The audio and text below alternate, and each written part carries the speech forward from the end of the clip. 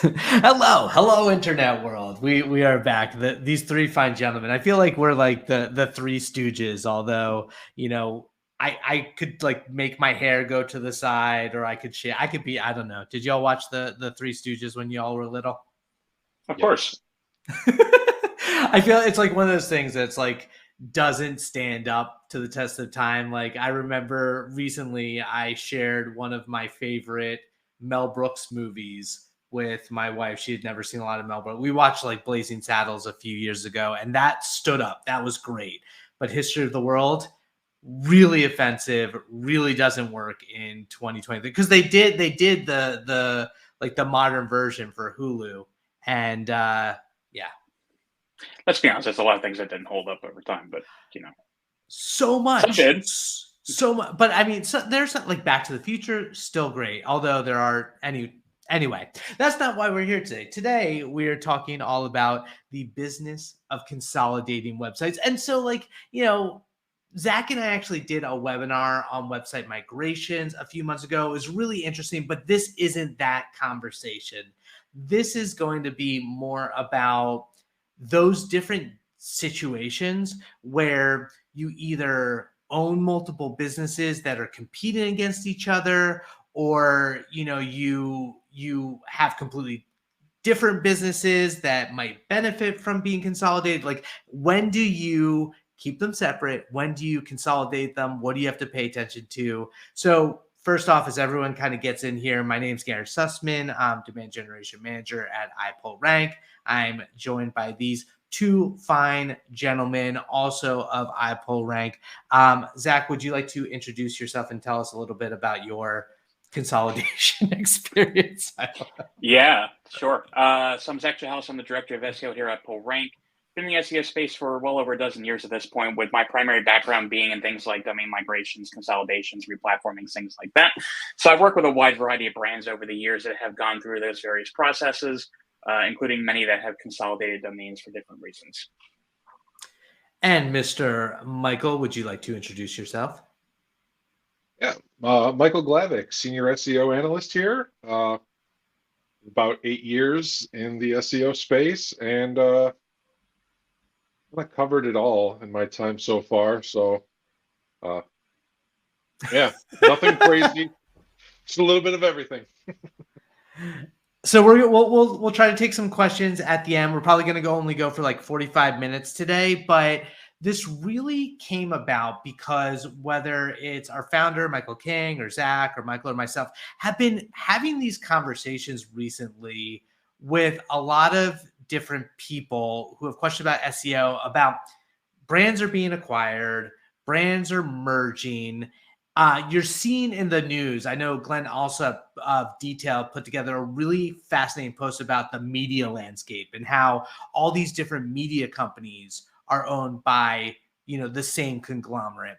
And so this question arises and it's more of a business decision than purely an SEO decision, but like, how do you decide what to do about your website when you've acquired a new one and it's not purely for SEO purposes? Like, you own these two websites, they may be competitors. What do you do with them? Big question, but just kind of high level. Zach, why don't you kick us off of like how you start to think about this business problem from an SEO Yeah. perspective? Yeah, I mean, to me, it's a heavy balance between like the SEO person working with understanding the business goals and what we're trying to accomplish. So let's say this is an acquisition that's being made, right?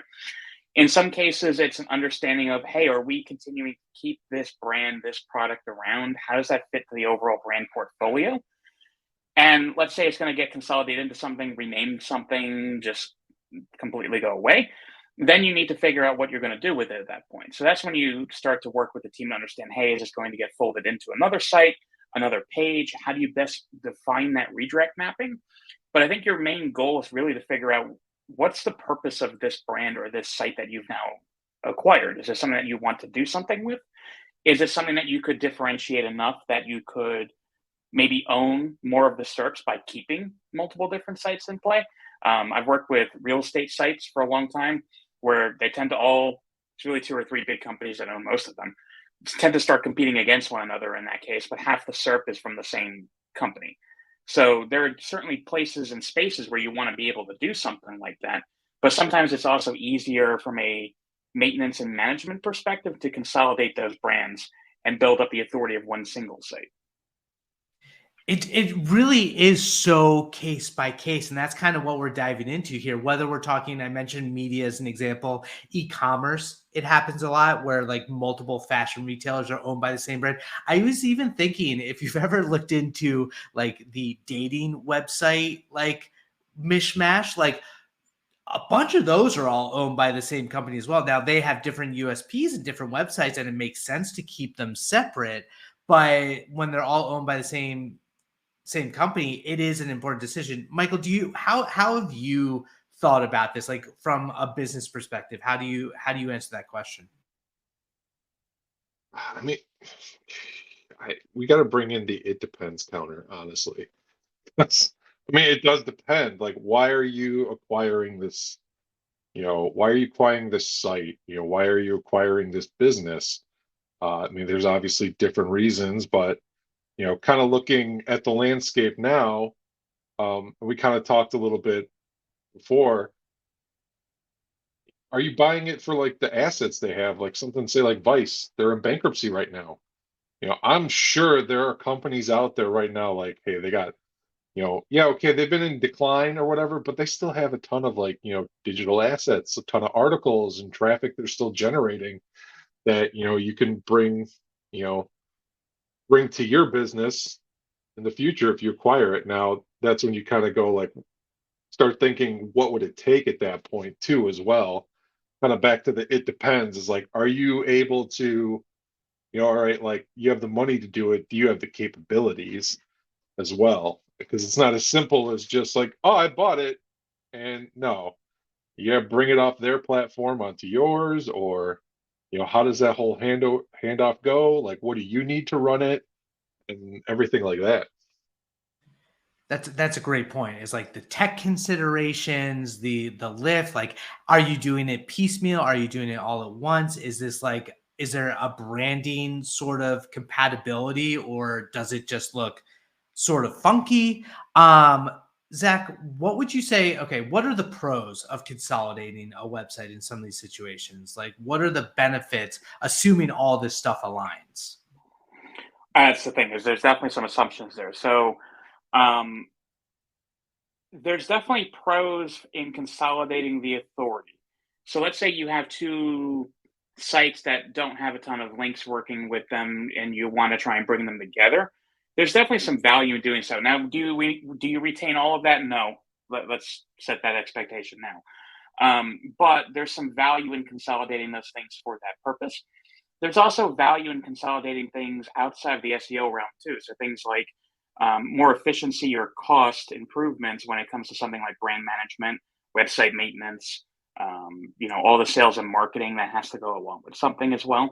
So there's a lot of value in doing something like that beyond just the SEO realm. But within the SEO space, I think your biggest area of opportunity is just being able to make a single site stronger by bringing all these things together. It still needs to be done correctly. I think that's a whole different topic that we'll touch on. But there's a lot of benefit to doing it. From your guys' experience, how likely do you think it is that the voice of the SEO would have any say in a decision like this? Because obviously, there's the business level, like there's the purse strings, there is just the head of marketing level, and those types of decisions.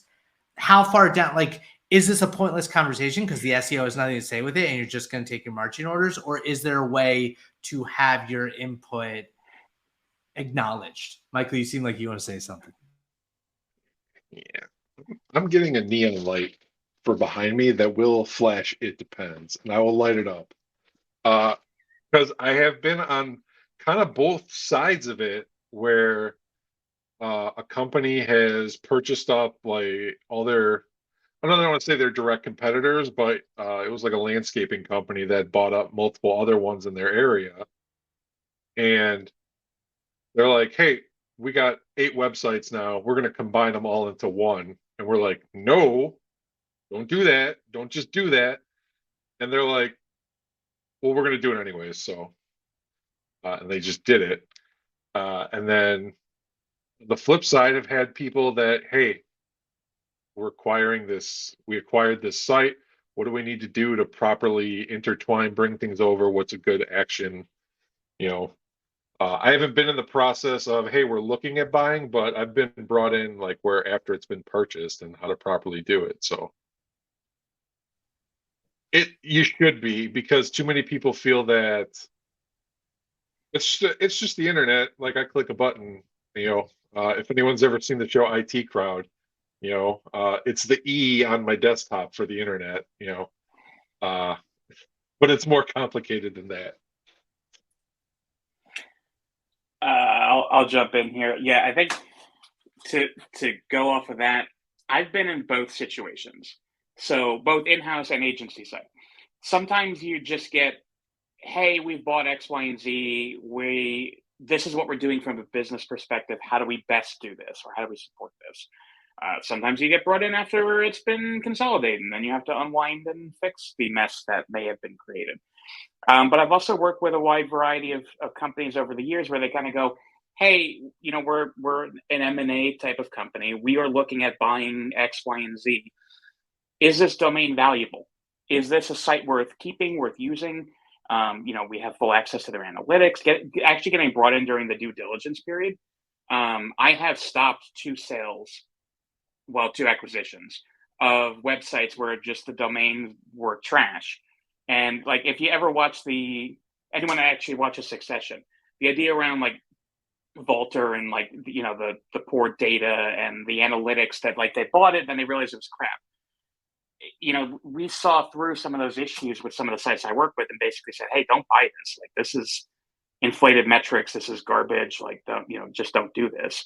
And we've been able to save some companies a lot of money by being able to proactively look at that. So there's value in doing it, just not everyone does it.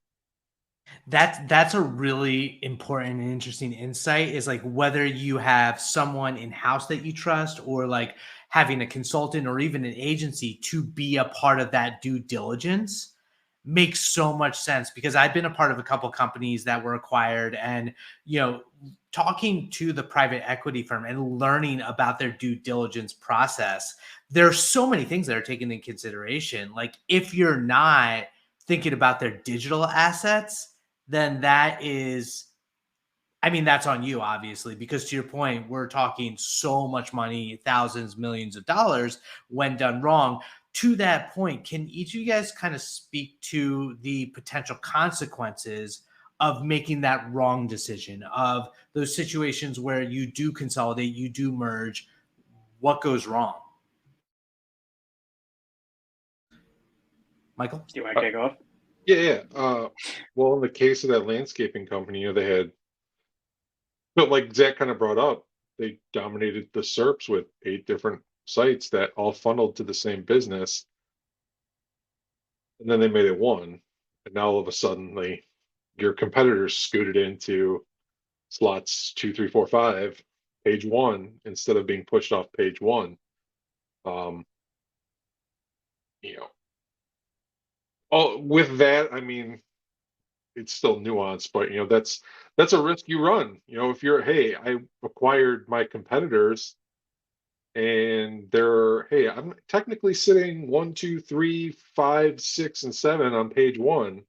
Why would you want to mess with that? Because you're funneling them all to the same place at the end. I would leave it and monitor it until it starts to fall off, because eventually I'm sure Google and people will figure out that those businesses have been bought up. And then kind of down the line, that's when you start, all right, let's start flipping it over. But it shouldn't be a buy it, absorb it instantly. There's the timing factor. It makes a ton of sense, especially when it comes to depending on your market. Zach? Yeah. There can definitely be negative consequences when proper due diligence is not done. So I'll give an example where I work with a company that brought us in not only after the acquisition, but after the migration or the consolidation of these things. And what they didn't realize is that the site that they bought had a manual penalty applied to it for backlink purposes. And then they suddenly like, oh, let's just redirect it all to the homepage of the site that we own. and then they want to know why their authority went down and why they were suddenly getting some warnings and poor backlinks pointing to them. And it's very easy to just think like, oh, I could just buy this and just do one 301 redirect and call it a day. But it's so much more complicated than that, with Google looking at things like the health and authority of the domain in question. What actually continues to migrate over if you redirect the domain? I know I've worked with people over the years where it's like, if you redirect something, and you consolidate it, all of it goes away. And I've seen people on the other side. But then you also have instances where you want to make sure that you're bringing something over that's healthy, right? It's like introducing a parasite into the system that at that point just breaks everything else. So there's a big element of looking for that type of issue. Can you speak to that for those of the listeners who aren't familiar with the idea of like the health of a site? Like, how do you determine over the course of like years and years of a domain existing why it would be considered or not unhealthy? Yeah. So websites tend to build up backlinks over time, and I'm going to break this down to a more elementary level than probably most Iranians might see. But when you think about a backlink, it's a vote of authority in a website. Back in the day with Google, it used to just be purely the number of votes that you get is what mattered. Then it became the quality of them. Then it became the type of them, and so on and so forth down the years as SEOs manipulated that category.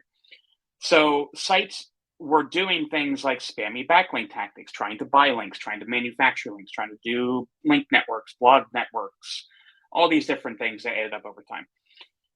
And these things will build up penalties that may hurt the site or may lower the quality score of the site.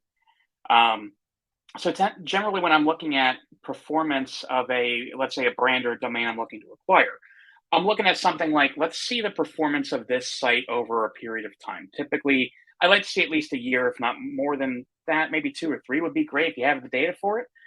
But be able to look back on, do we see a lot of volatility in things like the backlink profile, tools like Ahrefs or SEMrush or Majestic? There are other ones out there too. We'll show you the backlink profile going back several years. Do you see a lot of volatility? Do you see a lot of things that stick out? Or are there a lot of international sites that are pointing to it? Things like that may indicate there's lower quality. But you also want to look at some of those first-party metrics on the data side, things like your analytics, and understand, is there a lot of volatility? Do we see things just magically drop off one day? Did we see errors show up in Google Search Console, warnings, manual penalties, things like that? So you want to be able to look at these things over time. And quite honestly, if you're buying something, going through the due diligence period, asking the person about those things, whether they're truthful or not, it's a different story. But at least kind of being aware of what you're getting yourself into before you do that. And I think it's interesting because we do think of our different Michael says like there's so many it depends situations. Like things to consider is your industry, the size of your site. Like some folks are not going to ever encounter that if they are an enterprise SEO. Even if you do buy a tiny site that's unhealthy, it probably won't hurt you too bad because you have enough like cloud if you have millions of pages and all that. So yeah, either I don't want to make it. I'm not the SEO expert here, so I don't want to make any sort of like blanket statements. It depends. It depends, of course. From your guys' perspective, and this is kind of where we get to some of the examples that you've seen recently, whether like it's in the news. Have you seen any sites that you think have handled their consolidation the right way? Like any best practices examples that you can point to? I'm gonna stretch a little bit beyond more recently as a good example. But so I worked with a hotel chain for 7 or 8 years. And one of the things that I did as a part of that process is they said, hey, we have 8 brands. We want to go down to 2. And they eventually went down to 1. But that was a whole element of basically saying, oh, we now have 8 websites that we need to consolidate and figure out what to do here. So we were able to identify the top performers, the domains that are the most valuable. Now, in this particular case, the domain that was the most valuable to them, meaning the one that had the most traffic and rankings, was not the one that they wanted to go with. So we had to figure out how to properly bring all of that over.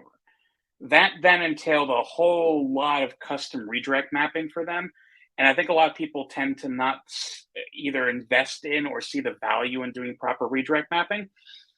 But we did a lot of one-to-ones for them. And for whatever reason, I think it was legacy technology, each of these domains had a different URL structure, different architecture, different platform.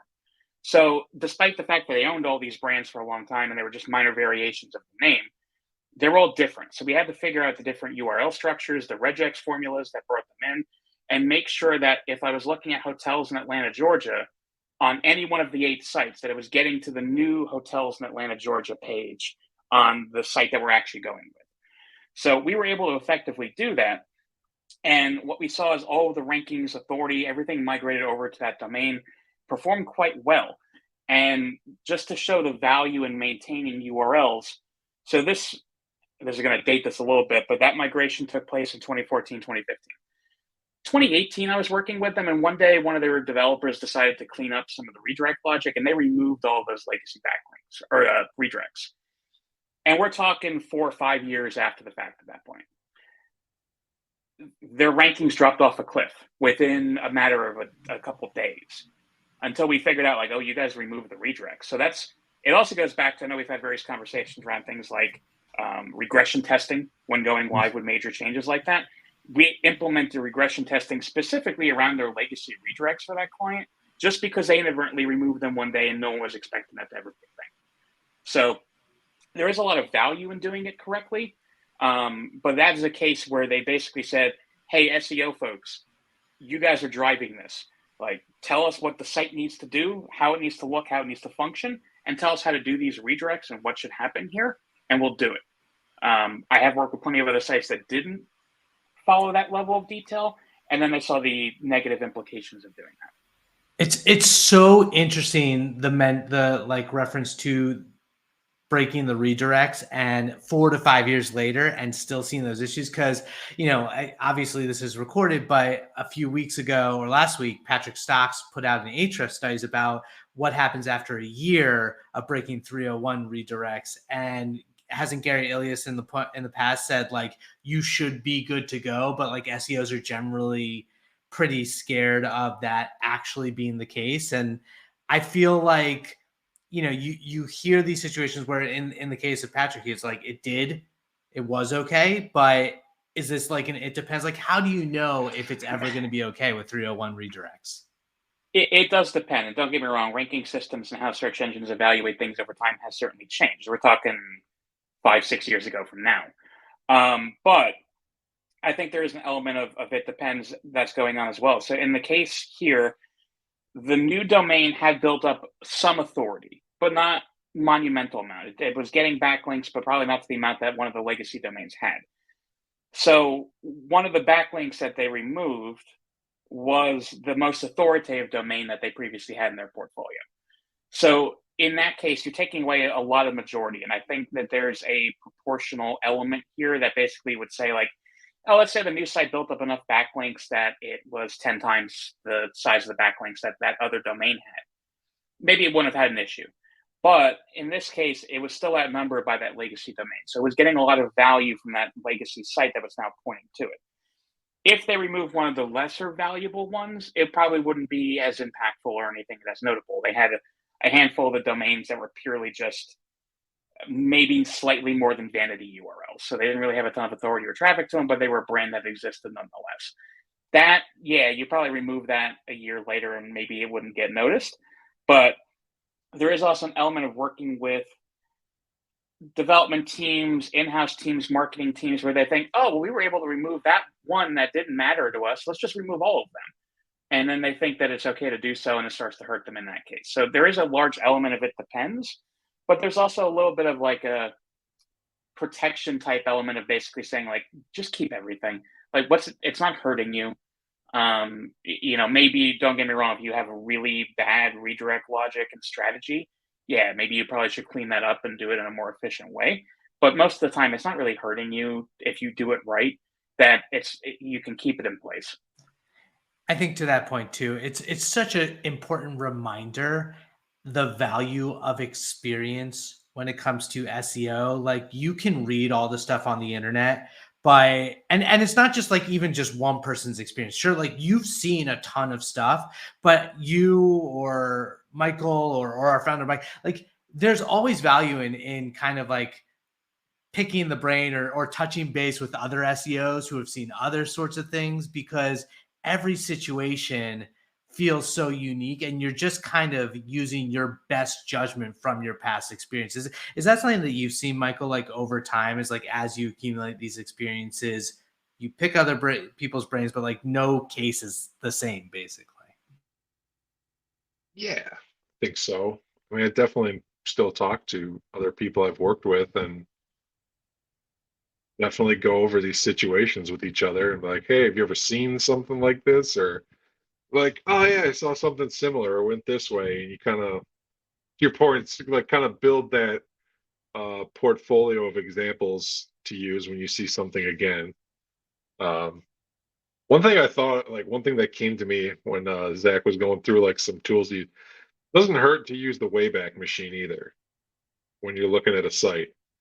Uh, just from the standpoint of John Miller coming out recently saying, hey, if you bought a domain that we marked as spammy or low value and it's been that way for 8 years, you're not going to buy it and turn it around. So it's definitely worth, like, that's another tool to put in there when you're doing your due diligence, making sure there's nothing weird in there when you go through what it used to be. That's such a cool free tool for those of you who don't know. Like the Wayback Machine basically archives the internet. It takes snapshots of pages, but it's not just pictures. It's actually like interactive what that website was kind of doing in that moment of time. And so there's a ton of value of just looking back. You know, if you've lost content and you need to get it back, like that's another good way to kind of, you know, when you do go ahead and make any sort of re-updates. Zach, you got some thoughts? I did want to throw in a real quick thing there too.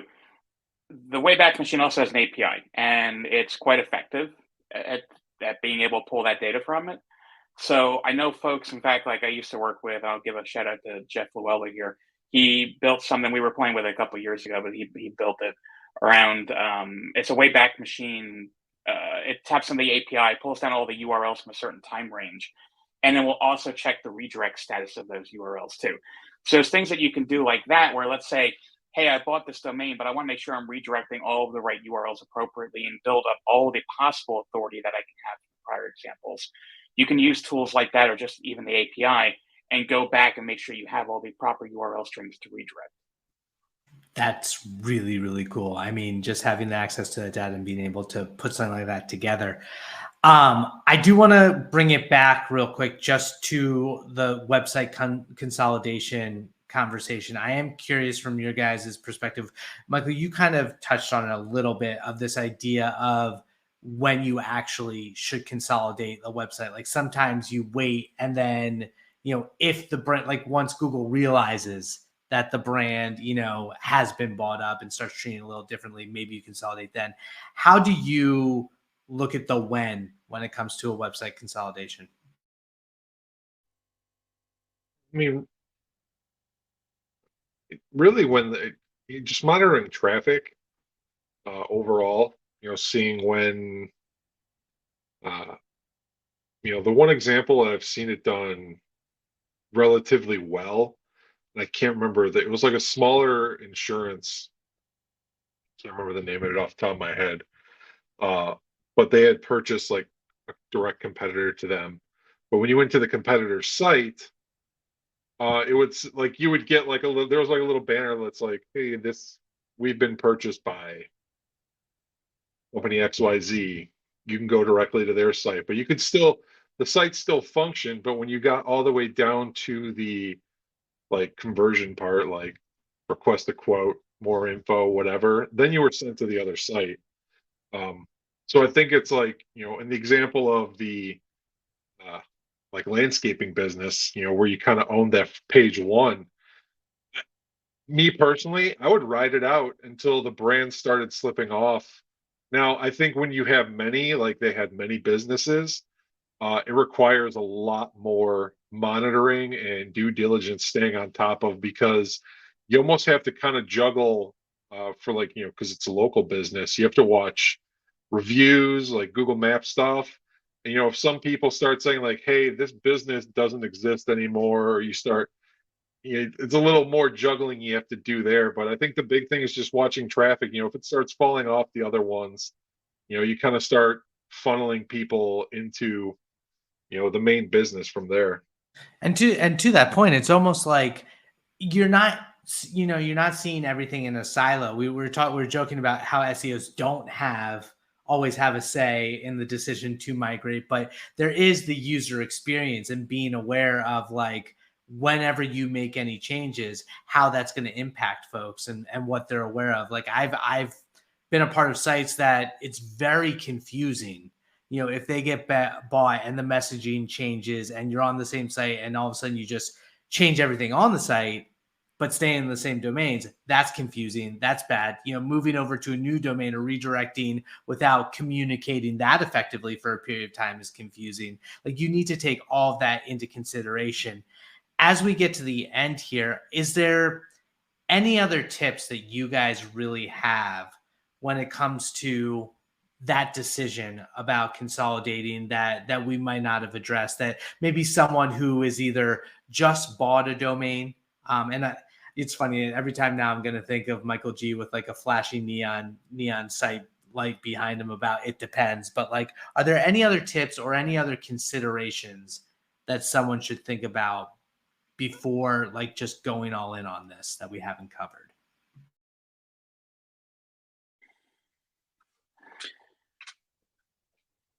I want to expand on the idea of looking at data and looking at the due diligence around something, because that can extend even after you've acquired the domain too, right? You If you don't already have access to data points, get them set up and start to look at things. Start to look at analytics data over a point of time. Start to look at search console. Start to look at what pages are performing, what keywords you're ranking for. You need to really understand, hey, is there something fragile about this business or this domain I've acquired? Now, if it's a park domain or something like that, that's maybe a different story. But if you're buying something that's actually active, you want to be able to understand the implications of what you're about to do. If you're ranking number one for something with it and you're about to kill off that site, even if you're consolidating to somewhere else, that doesn't mean you're going to rank number one for it on the new site. It might, but it's not a guarantee. So you really need to understand the revenue implications and the traffic implications of any decision that you're about to make with any change like this, especially depending on how much money you've invested in making this acquisition. If you're spending tens of millions, if not more, on a brand because it has a certain product or a feature and it's doing well for that, it might make sense to continue letting that thrive on its own. It might make sense if it doesn't have proper brand equity to fold it into something that does. It truly does depend, but you want to closely evaluate those things and then understand the SEO implications around what would go on with that change. To that point, it brings a question to my mind that I want to ask you is like, we always talk about when consolidating websites, the migration aspect of it. You mentioned the backlinks, but if it's a brand change, you've got anchor text out there that refers to the other brands, across the board. How do you guys recommend, like, you got to take that into consideration. We're saying, not unlimited resources, but like, how important is it that you are doing your outreach to all these places where you're mentioned if you're changing the brand? Yeah. So I guess it's twofold there. One, there are ways that you can maintain that brand authority even with a new name or a new site that comes forward. So, still kind of under NDA, so I won't go too deep into this one. But let's say a brand acquired another brand in the UK or Ireland along that realm, and they decided, oh, we're not going to keep that brand name anymore. We're going to fold it into ours. So what they ended up doing in that case is like, all right, let's have a page or at least an element of our about us page or something like that that talks about, hey, we used to be this, we're now this, and build up some authority around that phrase, and then bring all that authority over around that brand term. What I was able to see is that it still ranked number one for that brand term. So even though it's the new site, it retained that ranking for a brand term that's now been retired. And folks that were still looking for that would get brought over, and then they would get a banner or pop up or a notification like, hey, to Michael's point, hey, X, Y, and Z is now A, B, and C. Reach out here if you have any questions, type of thing. So you can always do something like that. But yes, where possible, I mean, try and do some link reclamation, but that's also a very manual, very tedious process. And depending on the type of brand that you're talking about here, I mean that could be a monumental level of effort where it may not be worth it, and you might just want to keep the authority that flows through redirect. But in that case, it really just does depend. Um, a big brand too, I don't know. Folks that you link to might start charging you money to change links, or they might just throw away your link. Or there's a whole lot of different things that might come into play here. And I've been able to get links reclaimed over the years with big brands, but it is kind of an uphill battle to do so. Yeah, I mean, you start talking like media, that's a whole other different animal. Michael, what are your thoughts? I was just gonna say, so you feel sorry for the SEOs they brought in to change all the Facebook backlinks to Meta? Do I will those say, matter though? I mean, I that will- reminds me of when like the day that like Twitter announced that all of their like backlinks were follow, and we had like as opposed to no oh follow, yeah, and you briefly had a moment where people like this is a thing when everyone else is like that's not a thing. no, yeah, I don't think there was a. I just remember the hilarious job description going around. It's like need a backlink expert to reclaim 10 billion backlinks or something like that. Uh, but yeah, I mean, kind of agree with what Zach said on that. The only thing I wouldn't recommend that I've seen is don't do a double 302 redirect. Uh, from the Hopping. don't go, yeah, don't go from old domain to like temporarily stop on a page that says the brand was purchased and then 302 again to the correct page. I would not recommend that. Uh, Or meta but refresh. I've seen people do that too. oh yeah, yeah. Yeah, I mean, don't I try to think it wash it all away with JavaScript either. right. I think it's more so about to trying to think more of. I mean, kind of covered everything you should do. I think things to be wary of is like, if you're thinking kind of more, probably a little more so on, I shouldn't say just local, but if you're buying a competitor, like they're going out of business and you're acquiring them or something, like you have to understand there's going to be backlash.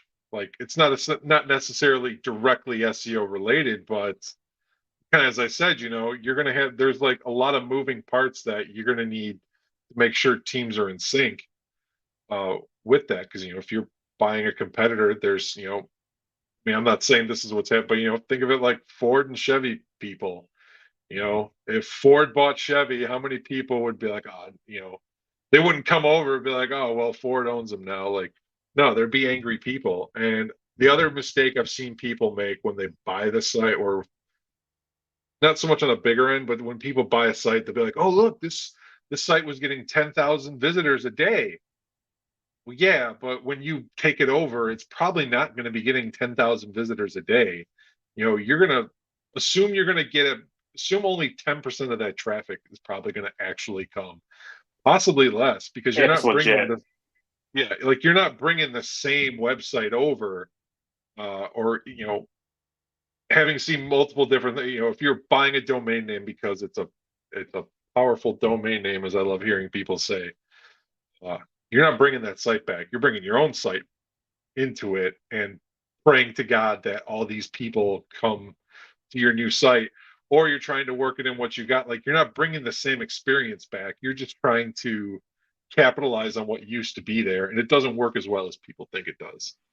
And I think that that's a great call out for us to kind of end on is just that no matter what happens, there is going to be an element of risk. There's no guarantee that you can do it in exactly the right way and know that every single variable is going to work out in your favor.